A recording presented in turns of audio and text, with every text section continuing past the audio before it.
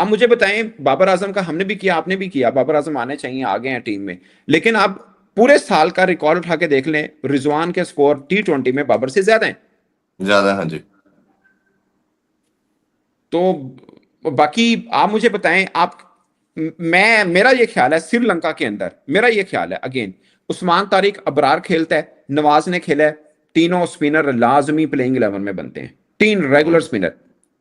अगर खुदा ना खासा कोई इनमें से इंजर्ड होता है तो तब आपका सुफियान बनेगा या फैसल अकरम, जिसको भी आपने डालना है वो डाले, तीन रेगुलर। लेकिन हमारे यहाँ क्या होगा, साइम भी ओवर कर लेता है, वो भी टीम में आ जाएगा, हम्म, नवाज है प्लस एक और आ जाएगा, और शदाब ने भी आना है। रिमेंबर, आप एक चीज भूल रहे हैं, हम्म। शदाब भी आएगा। अब मुझे कोई कहता है ये शदाब मेरा कैसे अगला आएगा, क्वेश्चन था, लेकिन चले इस पे बात कर लेते हैं। अगला क्वेश्चन मेरा यही था सर स्पिनर का। शदाब के ऊपर ना बहुत बात हुई, जब वो टीम में आए तो उस वक्त भी हुआ कि यार वो लड़का गलत आया है, बट मेरा मानना है कि एक बंदा जो टीम के अंदर था, इंजरी की वजह से बाहर हुआ, तो वो हम्म, दोबारा टीम में आता है, इसमें कोई दो राय नहीं। हाँ, जब वो टीम में लिए गए थे तो गलत लिए गए थे, और आज भी आप देखें आपको लगेगा यार किसकी जगह पे। मेरा ख्याल है कि उस सेंस में देखा जाए मेरिट पे तो शायद बनता हो कि नहीं, बट क्रिकेटिंग सेंस से देखा जाए कि एक बंदा इंजर्ड होकर बाहर हुआ तो वो बनता है टीम के अंदर, नंबर वन। हम्म, नंबर टू, अब बिग बैश वो कैसा खेलेंगे वो देखने हैं। नंबर तीन, वो 2024 वर्ल्ड कप भी एज ए बैटर खेले हैं, हम्म। और मोस्ट जी, इंपॉर्टेंट, हैसन को चाहिए वो।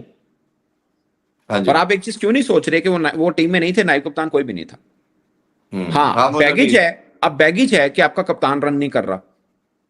हम्म, और मैं आपको एक और बात बताऊं, T20 नहीं खेले, सबने तनकीद की, मैंने भी की कि यार सलमान आगा को क्यों डाल दिया। मैं आज भी आपको कहता हूं गलत डाला जो भी है, लेकिन कप्तान कोई और होता तो सलमान आगा की जो सूरत आज हमें T20 में नजर आ रही है वैसी बिल्कुल ना होती, इससे टोटल बेहतर प्लेयर आपको नजर आता सलमान आगा।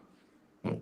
लेकिन सलमान आगा की, लेकिन दो चीजें, हम आगे स्पिनर की बात भी करते हैं, लेकिन आगा को देखा जाए, एक तो सबका मानना यह है कि वो T20 कमोडिटी नहीं था। शदाब की परफॉर्मेंस कह लें या उसका इंजरी कह लें, इनको कप्तान बनाया। अभी तो मैंने खैर अपने शो में ये बात भी की थी कि आगा को अनाउंस कर दिया। आगा ने तो बड़ा मासूमाना कह दिया ना अपने पॉडकास्ट में कि मुझे नहीं पता, फिलहाल मैं ही हूँ। लेकिन मैं बता देता हूँ कि आगा ही फॉर द वर्ल्ड कप ये कप्तान डिसाइड हो चुका है। अब जो दूसरी चीज है कि आगा ने यह भी कहा कि मैंने कप्तानी का जो मसला था ये मेरे माइंड पे सवार रहता था, अब मैंने सीख लिया है। अब मैं कप्तानी और बैटिंग को सेपरेट लेके देखता हूँ। आपके ख्याल में, मैंने भट्ट साहब से भी ये सवाल किया था, भट्ट साहब ने कहा शायद हो सकता है, लेकिन मेरा नहीं ख्याल, क्योंकि वो तो साथ पैरेलल चलता है मसला, कप्तानी वाला तो रहेगा, और वो भी खासतौर पे एशिया के अंदर। आपके ख्याल में ये मेयर स्टेटमेंट है या वाकई वो इतने स्ट्रांग हैं कि वो बैटिंग और कप्तानी को सेपरेट लेके चलते हैं? और दूसरा इसका पार्ट ये है कि हमारे कप्तान को दुनिया की 5 लीगें चल रही, किसी ने भी नहीं लिया। देखें स्ट्रांग तो वो है मेंटली तौर पर, उसकी वजह यह है कि पाकिस्तान में वनडे टेस्ट दोनों में सबसे अच्छा परफॉर्म अगर ओवरऑल जी। देखा जाए तो दो दो क्रिकेटर्स हैं, एक रिजवान है, एक सलमान आगा। और सलमान आगा शायद थोड़ा ज्यादा बेहतर होंगे, नंबर वन। बट वो दोनों रोल में कप्तान नहीं है। मैं एग्जैक्टली यही बात कर रहा हूं कि जब वो एज ए कैप्टन आके खेल रहे हैं, उनके रन, मैं अभी भी कह रहा हूं T20 का प्लेयर नहीं है, अभी देख के हमें ये लगता है कि नहीं है, बट कोई और कप्तान होता, सलमाना का खेल रहा होता, वो डिफरेंट होता, वो एज ए बॉलर भी यूज हो रहा होता, fielder he is the best, और बैटर भी थोड़ा थोड़ा सा कम। अभी भी आपकी T20 टीम के 15 में सिर्फ एक ही प्लेयर है मिडिल ऑर्डर का, वो खुद कप्तान सलमान अली आ गया।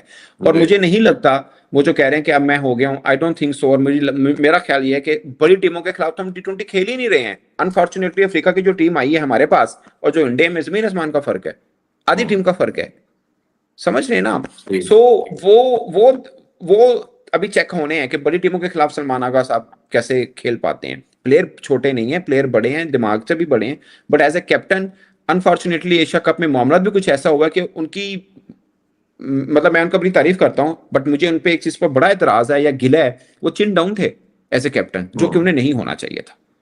उसकी बहुत सी वजूहत, मतलब आप कह लें अनफॉर्चुनेटली के सिचुएशन पॉलिटिकल बन गई एशिया कप में, और बहुत सी चीजें उनको वो तरह डील करनी पड़ी, क्रिकेट से उनका फोकस भी हटा।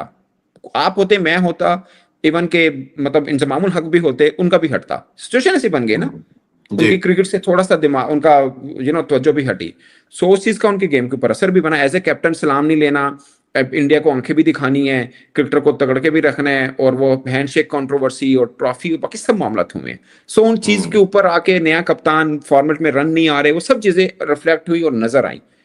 और मुझे लगता है कि वो अब पाकिस्तान टीम का एक सबसे बड़ा वीक पॉइंट एक्चुअली में वही है। अनफॉर्चुनेटली कि उनकी परफॉर्मेंस बहुत अच्छी है वनडे टेस्ट में, मुझे लगता है कि एक कैटेगरी में अगर सेंटर कॉन्ट्रैक्ट में कोई डिजर्व करता तो शायद सबसे पहला वो यही होगा। सलमान अली आगा ही करते, मगर T20 में उनके ऊपर एक प्रेशर है, वो रन नहीं कर पा रहे हैं, और एज ए बॉलर वो खुद पे एतमाद क्यों नहीं करते, मुझे ये समझ नहीं आ रही है। कोई और कप्तान होता उनको बॉलिंग देता है, खुद बनते हैं सर कप्तान तो बॉलिंग ही नहीं देखें, देते। अगर तिलक वर्मा खड़ा था, मैं नहीं मानता कोई और कप्तान हाँ होता तो सलमान आगा ने पूरे 3 ओवर हाँ 4 ओवर डालने थे, हम्म, क्यों नहीं डाले उन्होंने, डालने चाहिए उनको, he is a good cap, he is a good bowler. तो ये एक थोड़ा सा है प्रॉब्लम। और दूसरा एक और प्रॉब्लम भी है ना, ये तो शायद हमारे कोच की ये अप्रोच लगती है कि मैचअप नहीं करते, खब्बे को खब्बा बॉल नहीं करेगा, सज्जे को सज्जा नहीं करेगा, ये दुनिया में कोई एग्जांपल नहीं मिलती, ये भी एक लहरा नहीं नहीं माइंडसेट नहीं चल नहीं पड़ा। नहीं नहीं, चोर साहब दुनिया में एग्जांपल मिलती है, अब हर जगह ये प्रॉब्लम हो गया है। वो जो व्हाट्सएप अक्सर कह रहे हैं ना, लंबी क्रिकेट ना खेलने वाले लड़के आ रहे हैं, उनका यही प्रॉब्लम। अब कोई आप देखिए ना, अक्षर पटेल को खब्बे के आगे नहीं लगा रहे वो, हम्म हालांकि अच्छा बॉलर है उनका, वो भी सेम वही चीज चल रही है। और मैं एक चीज बता दूं, इस टीम मैनेजमेंट के पास एक एज हुआ है, हैसन को एक क्रेडिट जाता है, उसने साइम अयूब को बड़ा अच्छा एक टर्न कर दिया as an allrounder. Saim Ayub का एक फायदा है, आप अगर नोट करें, वो राइट लेफ्ट दोनों के लिए जितना भी डेंजरस है, वो दोनों के लिए जी इक्वल डेंजरस है, जितना भी है वो अलग बात है, बट दोनों को अच्छी, अदरवाइज आपके कम बॉलर हैं ऐसे, कुछ सज्जा सज्जनों करेगा, खब्बा खब सज्जा सज्जनों नहीं करेगा, खब्बा खबीर नहीं करेगा, वो खबर नहीं प्रॉब्लम है। करेगा ये ऐसे ही। प्रॉब्लम है। अच्छा थोड़ा अब सना भाई स्पिन डिपार्टमेंट में बात करते हैं। नवाज ने शायद पूरी टीम में एक ही प्लेयर है जो कंसिस्टेंट है, परफॉर्मर है इन terms of batting and bowling, और वो नवाज है। नवाज आपका एक पक्का ऑलराउंडर हो गया।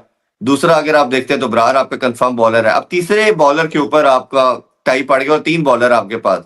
मेरी नजर में मेरा ओपिनियन जो है वो सुफियान को आपको कैरी करना चाहिए। आल्दो के Usman Tariq is also good bowler, लेकिन आप हैट्रिक करता है, 4 आउट करता है, आप अगला मैच को ही नहीं देते उसको, इसका मतलब है कि आप कहीं उसका कॉन्फिडेंस नहीं है आपका उसके ऊपर। दूसरा शादाब की बात करें, वो देखते हैं कैसे परफॉर्म करता है, तो अगर आपने पिक करना हो तो क्योंकि इससे ज्यादा तो वो आप कैरी नहीं करेंगे, तो कौन सा तीसरा बॉलर पिक करेंगे आप?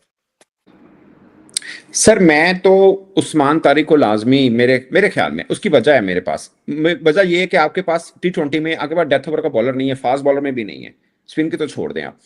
उस्मान तारिक का ये एज मिल सकता है कि आप उनको वैसे यूज करें जैसे हमने T20 वर्ल्ड कप में माजी में हमने सईद अजमल को यूज किया था, कि 10वें ओवर में आते थे, 4 ओवर आखिर में डेथ ओवर भी डाल देते थे। सो उस्मान तारिक से वो रोल हम ले सकते हैं।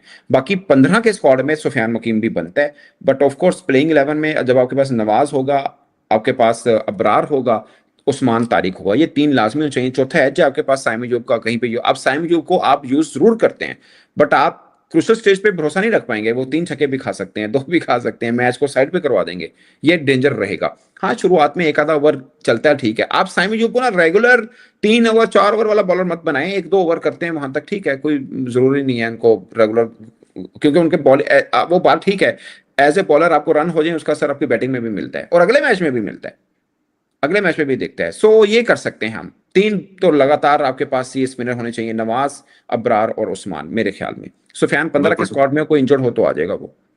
बिल्कुल ठीक है। अच्छा थोड़ा एक ऑलराउंडर का एक ऐसा स्पॉट है, फास्ट बॉलिंग ऑलराउंडर की बात करो, जो बड़ा एक अच्छा ब्रिज का रोल प्ले करते हैं in terms of batting and bowling as well, जैसे हार्दिक पांड्या का रोल हम देख रहे हैं। फहीम अशरफ आपका परमानेंट फीचर है टीम का, खासतौर पे in the white ball, but उसकी परफॉर्मेंस में कंटिन्यूसली एक इंप्रूवमेंट तो है, आउट भी कर रहे हैं, कई जगह पे रन भी करते हैं, बट वो जो एक स्पार्क की बात करते हैं, जो एक थ्रेट की बात होता है ना, कि वेनम होना चाहिए प्लेयर के अंदर, वो मिसिंग है। जैसे हार्दिक पांड्या आता तो बंदा डरता है, भाई है पता नहीं की कर देगा, वो नहीं नजर आता, और वो हमें नजर आया अहमद दानियाल में। और मैं हमेशा कहता हूं कि टैलेंट इस लेवल पे सब में होता है, 19-20 का फर्क होता है, असल बात टेम्परामेंट की है। वो जिस तरह अहमद दानियाल ने वो जो पहले ओवर किया, लास्ट ओवर फिर सुपर ओवर करके खुद मांगा, कहते थे लता कम दिया ने मुड़िया दिया, तो वो हमें डिफरेंस नजर आता है। तो आपके ख्याल में एक ऐसा तगड़ा बॉलर जो रिवर्स स्विंग भी करता है, डेथ बॉलिंग का मसला जिस जिक्र आपने किया, ये सबसे बड़ा 2 साल से हमारा प्रॉब्लम है, ऐसे बॉलर को कैरी करना चाहिए कि नहीं, जो चलता आ रहा है उसी के साथ स्टिक करना चाहिए?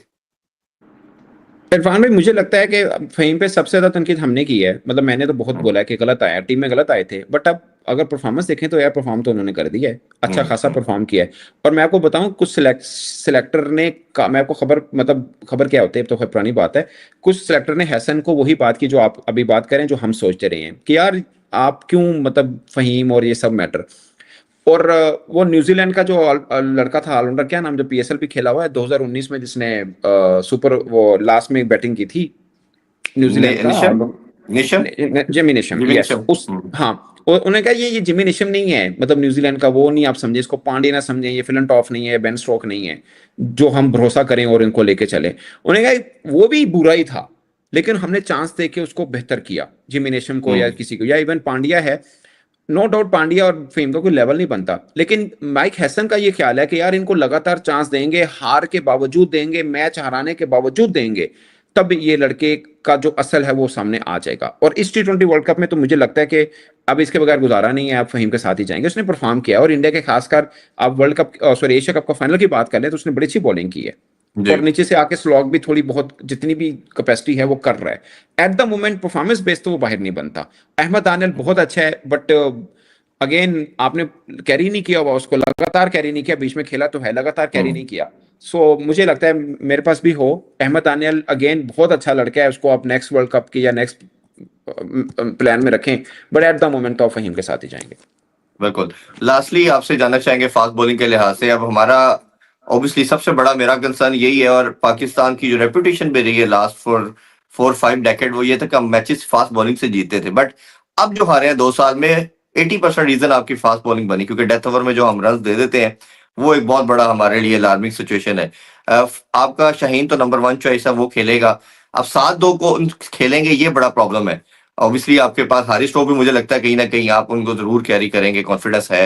अब नसीम शाह भी है, अब वसीम जूनियर भी है, तो आपके ख्याल में इन दोनों में से कौन सा, क्योंकि दोनों को कैरी करना मुझे नहीं लगता पॉसिबल होगा टीम के लिए, क्योंकि 15 का स्क्वाड बनाना आपने, तो इनमें से कौन सा आपको लगता है कि चले तीनों में से बता दें कौन से 2 कैरी करने चाहिए? सर शाहीन तो होंगे, और मुझे लगता है जी। हारिस रऊफ भी होंगे, हारिस रऊफ भी होंगे। हम्म। आल दो हारिस रऊफ अभी देखिएगा बिग बैश में अच्छी बॉलिंग करेगा वो लड़का, वहां पे तगड़ी करता है, बट एशिया नहीं, वो कंडीशन होते में ऑस्ट्रेलिया ऑस्ट्रेलिया में हमेशा की है उसने। सीना कंट्री में तगड़ी करेगा, हाँ। यहाँ का प्रॉब्लम है, हारिस रऊफ का प्रॉब्लम यहाँ का है।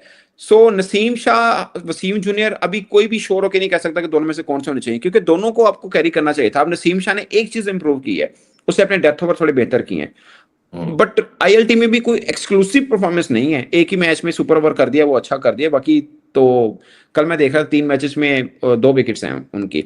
वसीम जूनियर को आप लगातार चांस देते हैं, मुझे ये मेरी अपनी असेसमेंट है, गलत हो सकती है, including all Pakistani fast bowler, one day में मुझे सबसे अच्छा वसीम जूनियर लगता है, वनडे की बात कर रहा हूँ, पेस अच्छा है, रिवर्स स्विंग करता है नीचे आके, और वर्ल्ड कप में देख लें 2023 में सबसे अच्छी बॉलिंग उसने की भी है।